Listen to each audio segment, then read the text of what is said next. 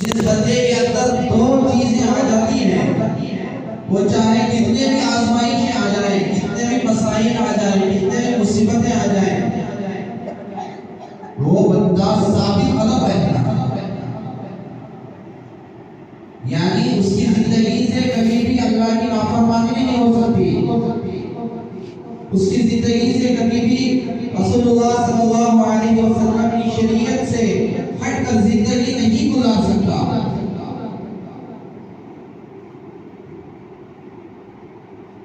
अगर ये अहकामात हमारे जिंदगी में आए हुए मकसद को नहीं पहचान कर जिंदगी गुजारेंगे तो हमारी दुनिया की जो जिंदगी है वो भी गुमराही में गुजर जाएगी, और आखिरत की जो जिंदगी है वो हमेशा हमेशा शैतान के रास्ते में चल पड़ेगी, और वहां पर हमारा ठिकाना जन्नत में नहीं होगा, बल्कि अल्लाह के नाराज करने वाले बंदों का जो ठिकाना होगा। अल्लाह हमारी हिफाजत फरमाए, वहां पर इसीलिए अल्लाह ने कुरान मजीद में इरशाद फरमाया, युरीदून लियुत्फिउ बिनूरिल्लाह, कि अल्लाह के नूर को, अल्लाह की वहदानियत को, अल्लाह ने जो अहकामात नाफिज फरमाए हैं उसको, और जनाब मोहम्मद रसूलुल्लाह सल्लल्लाहु अलैहि वसल्लम की शरीयत को मिटाने की कोशिश लोग करते आ रहे हैं और करते रहेंगे।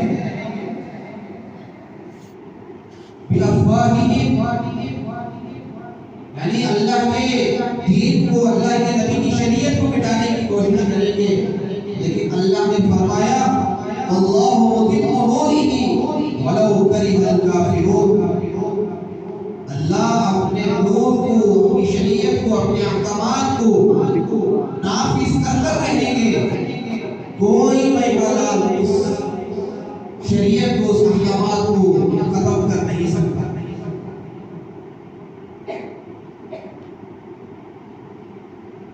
इसी का माशाअल्लाह ने कुरान मजीद में बताया है,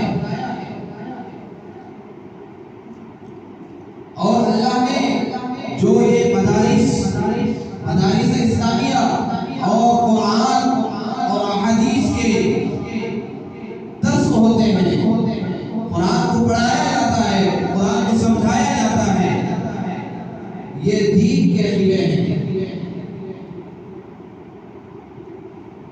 यही से अल्लाह ने उलमा को पैदा फरमाते हैं, अकाबिरीन को पैदा फरमाते हैं, मुहद्दिसीन को पैदा फरमाते हैं, और मुबल्लिगीन को अल्लाह पैदा फरमाते हैं। वो कौन सी जगह है? वो मदारिस है।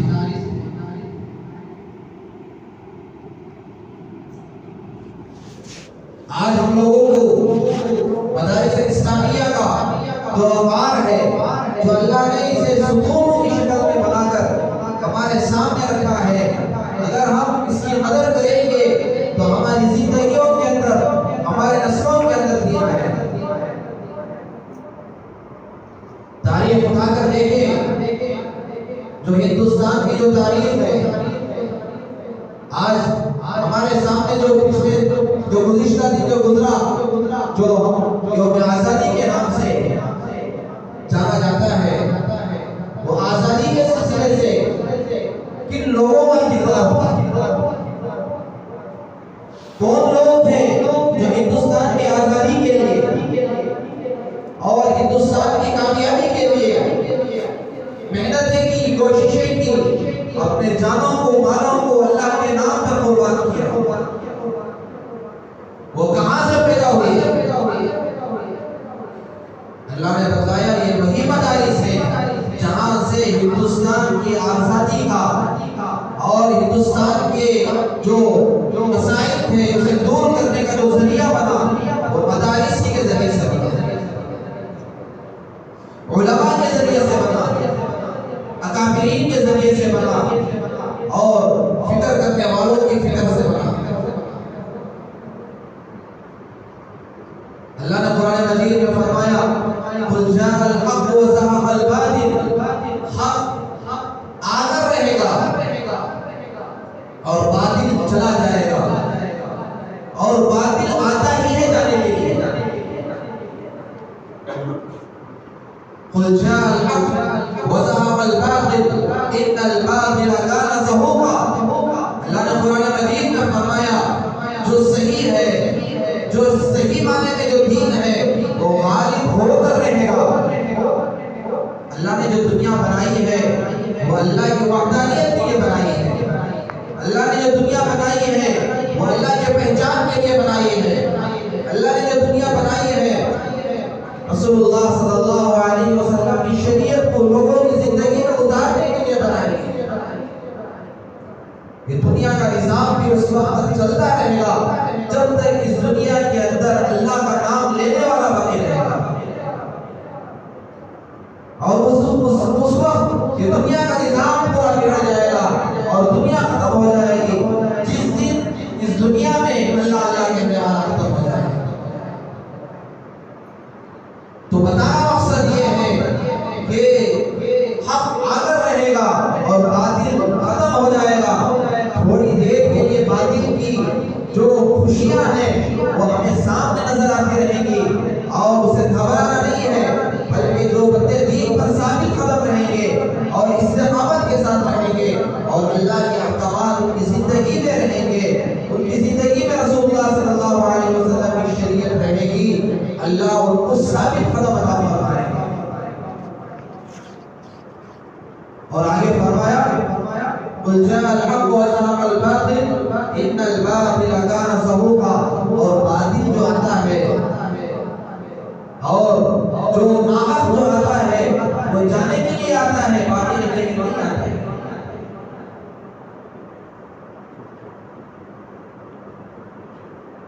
इसीलिए अल्लाह के नबी अलैहिस्सलातु वस्सलाम ने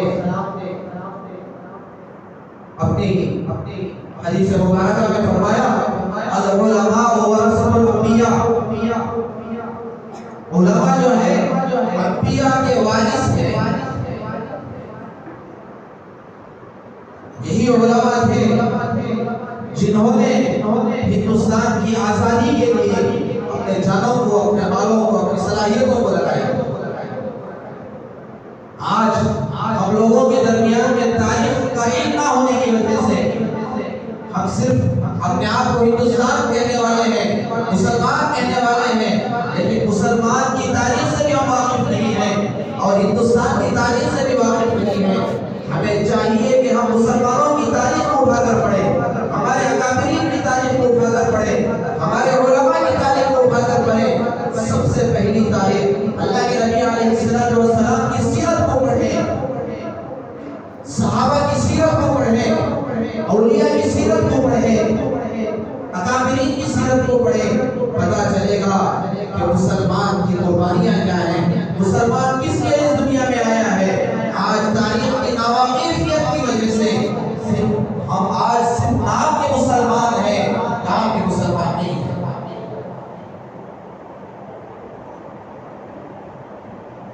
हमारे अकाबिरीन की कुर्बानियों को उठाकर देखेंगे तो पता चलेगा कि इस हिंदुस्तान की आजादी के लिए हमारे उलमा ने कैसी कैसी कुर्बानियां दी हैं।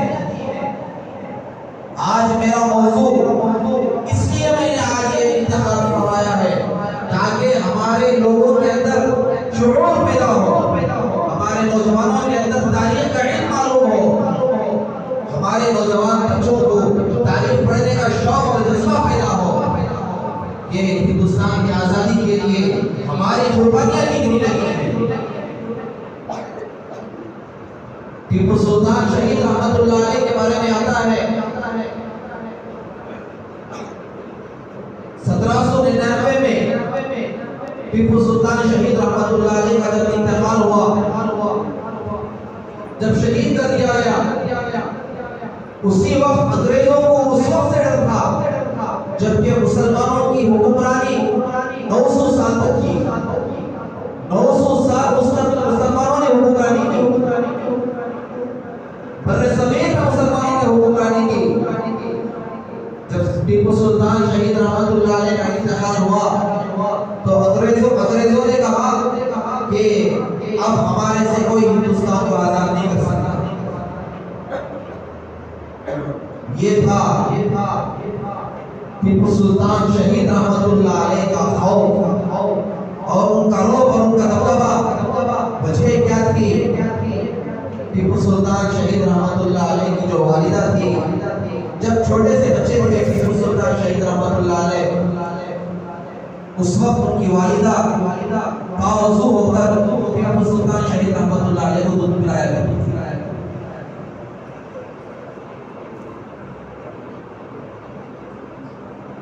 और किताबों में लिखा है, हमने पढ़ा है कि टीपू सुल्तान शहीद रहमतुल्लाह अलैह की जब उम्र 7 साल की थी, उस वक्त से टीपू सुल्तान शहीद रहमतुल्लाह अलैह तहज्जुद के पाबंद थे।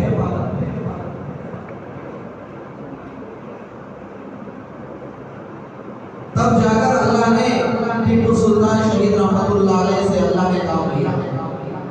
हिंदुस्तान की आजादी के लिए सबसे पहला कदम जो हिस्ट्री में लिखा है, आज तारीख को मंसूख करने की कोशिश की जा रही है, तारीख को मिटाने की कोशिश की जा रही है। और अफसोस की बात यह है कि आज हमारे मुसलमान तारीख पढ़ने के और तारीख का मुताला करने के लिए तैयार नहीं है। लोग मस्त कर रहे हैं, हम अपनी खुशियों में, अपने ख्वाहिशात में लगे हुए हैं। तब जाकर अल्लाह ने ऐसी बहादुरी दी और ऐसा अल्लाह ने टीपू सुल्तान शहीद रहमतुल्लाह अलैह से काम किया कि शेर के 2 टुकड़े कर दिए। तभी से सबसे पहली जो दहशतदारी हुई, लोग अंग्रेजों के अंदर जो खौफ पैदा हुआ, उसी वक्त से हुआ जब टीपू सुल्तान शहीद रहमतुल्लाह अलैह ने अंग्रेजों के दरमियान में आजादी के सिलसिले से काम करना शुरू कर दिया। किताबों में आता है जब टीपू सुल्तान शहीद रहमतुल्लाह अलैह का इंतकाल हुआ तो अंग्रेजों ने दूर से खड़े होकर पत्थर कर देखा कि कहीं टीपू सुल्तान अभी जिंदा है। इतना खौफ था। जब पत्थर से मारा गया, जब टीपू सुल्तान का जब इंतकाल हो गया था तो वो 10 से बस नहीं हो रहे थे, तो पता चला कि टीपू सुल्तान इस दुनिया से चले गए। ये तारीख की किताबों से मिलता है, हिस्ट्री पढ़ने से मिलता है। आज हमारे नौजवान, आज हमारे औरतें, आज हमारे बच्चे जो है हिस्ट्री तो पढ़ते हैं और हिस्ट्री पढ़ते हैं। आजकल के जो नाच गाने ओरियानियत और मोबाइलों के जरिए से जो गलत चीजें हैं, उसके सिलसिले से रिसर्च करते हैं, उसके सिलसिले से मुताला करते हैं, ऐसी गैर जरूरी चीजों में पढ़ते हैं जिससे गुनाह होता है, जिससे अल्लाह नाराज होता है, आने वाली नस्लों पर उसका असर होता है। फिर जब पहली हिजरत 1857 में जब हुई, तारीख उठाकर देखें पता चलता है शाह अब्दुल अजीज रहमतुल्लाह अलैह, वक्त के वली और के बादशाह, उन्होंने इस आजादी के लिए जो इक़दाम किया, जो अपनी सलाहियतों को, अपनी फिक्रों को लगाया, अंग्रेजों ने शाह अब्दुल अजीज रहमतुल्लाह अलैह को जहर दिया गया। जहर देकर खत्म करने की कोशिश नहीं की गई। ये आजादी का इक़दाम था, अंग्रेजों से चैलेंज था, अंग्रेजों को इस हिंदुस्तान से भगाने की साजिशें रच रहे थे। दूसरे लोग पूरे के पूरे खामोश बैठे हुए थे। जितने भी आज अपने आप को ठेकेदार कहते हैं, अपने आप को हिंदुस्तान का ये जिम्मेदार आदमी कहते हैं, वो लोगों का नाम निशान नहीं था। उस वक्त से हमारे अकाबिरीन ने, हमारे उलमा ने, हमारे मुजाहिदीन ने इस हिंदुस्तान की आज़ादी के लिए अपनी सलाहियतों को, अपने जान को माल को लगाया। जहर खाने पर मजबूर हो गए, बीनाई खत्म होने लगी, रोशनी खत्म होने लगी।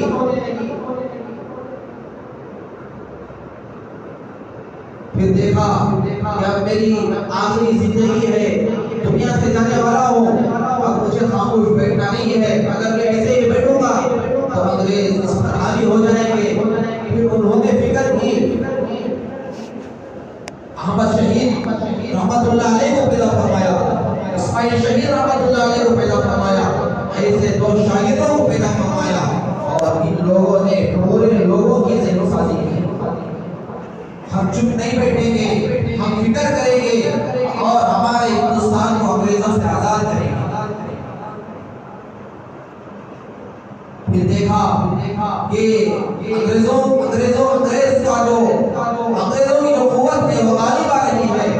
तो फिर हमारे उलमा, हमारे अकाबिरीन, हमारे बुजुर्गों ने सर जोड़ कर बैठा और बैठकर फिक्र की कि अगर हिंदुस्तान के अंदर बेदीनी को खत्म करना है और दुश्मनियों को खत्म करना है और जो शराब नोशी है उसे खत्म करना है, अंग्रेजों की जो अय्याशियां थी उसे खत्म करना है, तो हमें चाहिए कि हम मदारिस कामयाब करें, मदारिस को बनाएं। ये वाहिद इलाज है। अगर हम मदरसे को बुनियाद बनाकर मदारिस का क़याम करेंगे और वहाँ पर कुरान की तालीम देंगे, वहाँ पर हदीस की तालीम देंगे, वहाँ पर हम मुजाहिदीन को पैदा करेंगे, अंग्रेजों के साथ शाना बशाना खड़े होकर उनकी आँख को आँख डालकर उनके साथ लड़ने वाले बनेंगे, तब जाकर हमारा हिंदुस्तान आज़ाद हो सकता है। फिर हमारे उलमा की फिक्र हुई। उस वक्त सबसे पहला हिंदुस्तान में जो मदरसा जो क़याम हुआ वो दारुल देवबंद हुआ।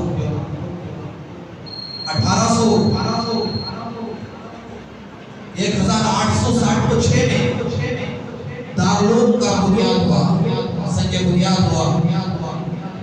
उस वक्त हज़रत मौलाना शेखुल हिंद रहमतुल्लाह अलैह, जिनको अल्लाह ने लोगों ने जो है लक़ब दिया शेखुल हिंद का लक़ब दिया, हज़रत जनाब हुसैन शेखुल हिंद महमूदुल हसन रहमतुल्लाह अलैह। फिर हज़रत ने और कासिम नानोवी रहमतुल्लाह अलैह ने दारुल की बुनियाद रखी, दारुल का क़याम फरमाया और वहाँ पर कुरान की तालीम को शुरू किया, वहाँ पर हदीस की तालीम को शुरू किया, वहाँ पर उलमा को पैदा करना शुरू किया।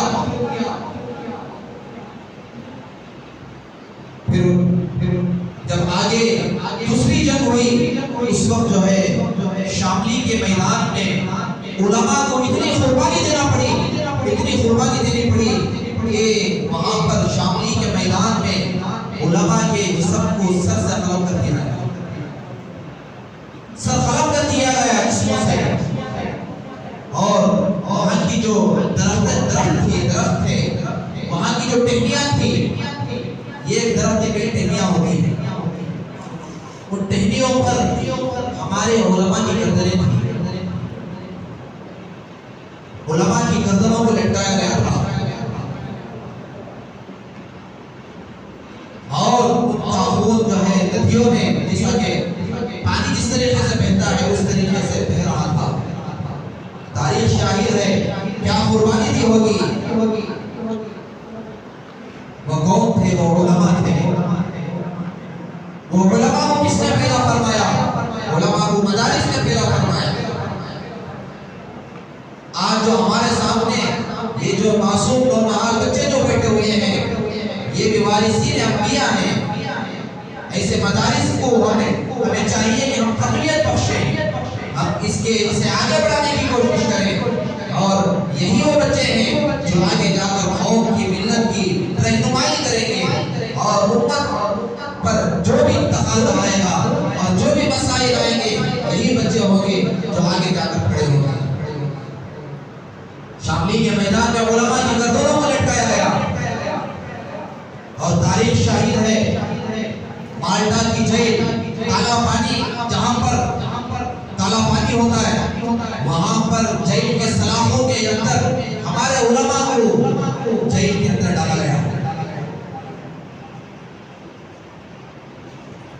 9 साल तक जेल के अंदर रहे और अंग्रेजों के साथ लड़ते रहे और खतों किताबत के साथ जरिए से मैसेज के जरिए से लोगों की ज़हनसाज़ी करते रहे और लोगों को बतलाते रहे, गाइड करते रहे कि तुम इस तरीके से करो, तुम इस तरीके से करो।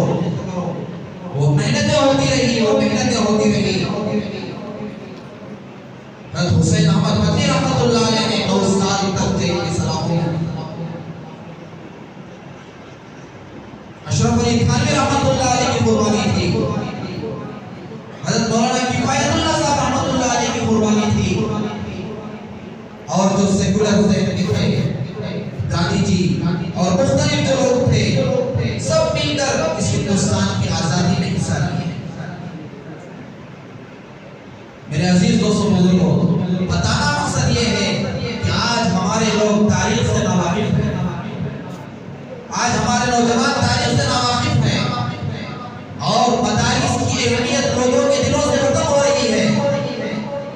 ये मदारिस ऐसी चीज है जिसके जरिए से, जिस प्लेटफॉर्म के जरिए से हम दीन की इशाअत कर सकते हैं, कौम की खिदमत कर सकते हैं, मिल्लत के रहनुमा पैदा कर सकते हैं, और जब भी दीन पर आन जाएगी उस वक्त हमारे अकाबिर, हमारे उलमा जिस तरीके से पिछले जमाने में, पिछले वक्त में जो उलमा ने खड़े होकर अपने गर्दनों को शहीद किया, अपने सरमायाकार को लगाया, अपनी सलाहियतों को लगाया, आज भी वही उलमा पैदा हो रहे हैं, वो उलमा मदारिस से पैदा हो रहे हैं।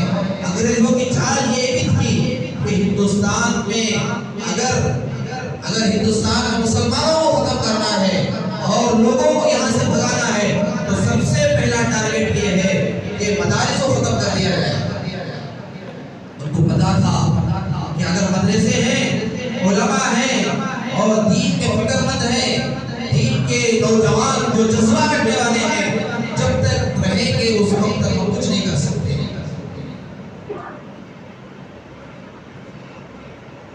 शेखुल हिंद रहमतुल्लाह अलैह, शेखुल इस्लाम रहमतुल्लाह अलैह जब माल्टा की जेल से बाहर आए और सबसे पहला खुतबा जब हजरत ने लोगों के दरमियान में दिया, वो खुतबे में हजरत ने बताया कि मैंने जेल के अंदर बैठकर देखा कि आज जो मुसलमानों की जो जिल्लत है, रुसवाई हो रही है, मुसलमानों पर जो हालात आ रहे हैं, उन हालात को मैंने देखा तो 2 चीजों के अंदर मैंने उन हालात को देखा। पहली चीज, शेखुल इस्लाम रहमतुल्लाह अलैह ने फरमाया कि हमारे मुसलमानों को चाहिए कि कुरान को मजबूती से पकड़ लें, कुरान को अपनी जिंदगी में उतार लें।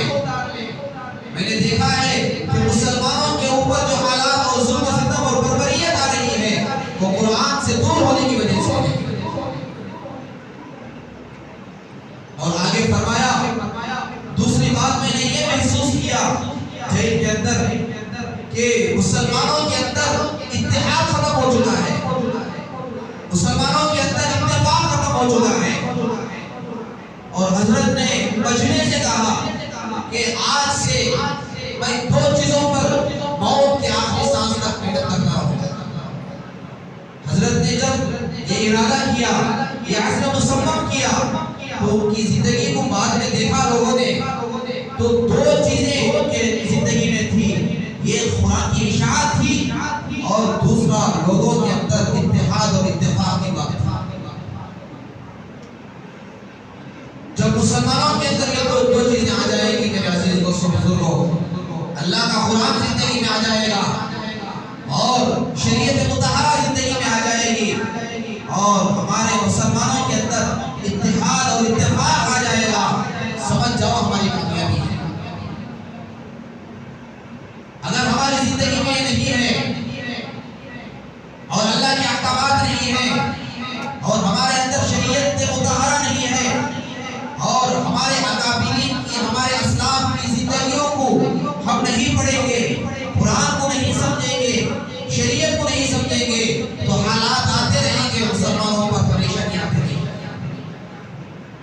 और जब तक हम अपने बच्चों को कुरान की तरफ तालीम नहीं करेंगे, कुरान की तालीम नहीं देंगे, शरीयत की तालीम नहीं देंगे और मस्जिदों की तरफ नहीं लेकर आएंगे और अल्लाह का खौफ, अल्लाह का तक़वा हमारे बच्चों की जिंदगियों में नहीं आएगा और मदारिस की अहमियत हमारी जिंदगी में नहीं आएगी, हमारी जिंदगियां ऐसे ही गुजरती हुई चली जाएंगी। इसलिए मेरे अजीज दोस्तों, हमें चाहिए कि हम मदारिस इस्लामिया जो आज पूरे हिंदुस्तान में, पूरी दुनिया में फैले हुए हैं, इसे मजबूत करें, इसे तक़वियत पहुंचाएं और जो इसकी जरूरियात है इसे पूरा करें। यही एक जगह है जहाँ से उलमा, जहाँ से दीन के सिपहसालार पैदा हो सकते हैं, दीन की हिफाजत करने वाला पैदा हो सकते हैं और पूरी दुनिया में दीन की खिदमत कर सकते हैं, दीन की हिफाजत कर सकते हैं और हिंदुस्तान की हिफाजत कर सकते हैं। और हिंदुस्तान के अंदर जो अमन सलामती का जो पैगाम है, यही उलमा और यही मुतफक्किरीन हज़रात दे सकते हैं। दुआ फरमाए अल्लाह ताला सबको कहने से ज़्यादा, सुनने से ज़्यादा अमल करने की तौफीक इनायत फरमाए। आमीन व आखिर